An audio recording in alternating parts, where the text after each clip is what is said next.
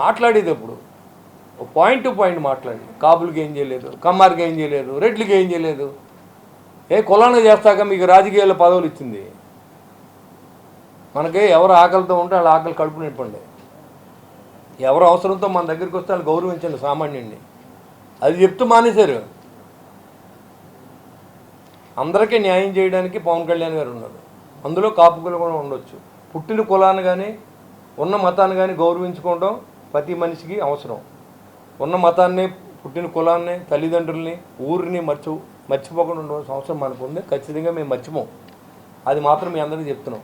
అలాగని అందరికన్నా పెద్దన్న పాత్ర పోషించమని చెప్తాడు ఆయన చాలాసార్లు. మీరు విన్నారు, పెద్దన్న పాత్ర అంటే వీళ్ళు ఏమనుకుంటున్నారంటే పెద్దన్న పాత్ర అంటే ఒక కండవోటు వేసుకుని ఆ బజార్లో తిరిగి అందరం పెత్తనం చేయమని కాదు.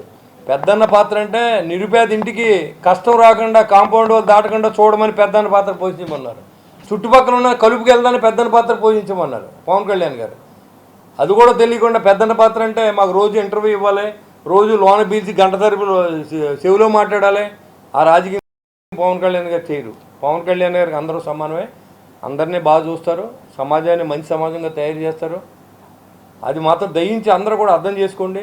కాపు సోదరులకు మేము అన్యాయం చేయలేదు. తప్పకుండా న్యాయం చేసేందుకు మా వంతు కృషి మీరు రండి. సంఘాల వాళ్ళు ఎవరైనా ఉంటే నేను మాట్లాడతాను, నా దగ్గరికి రండి.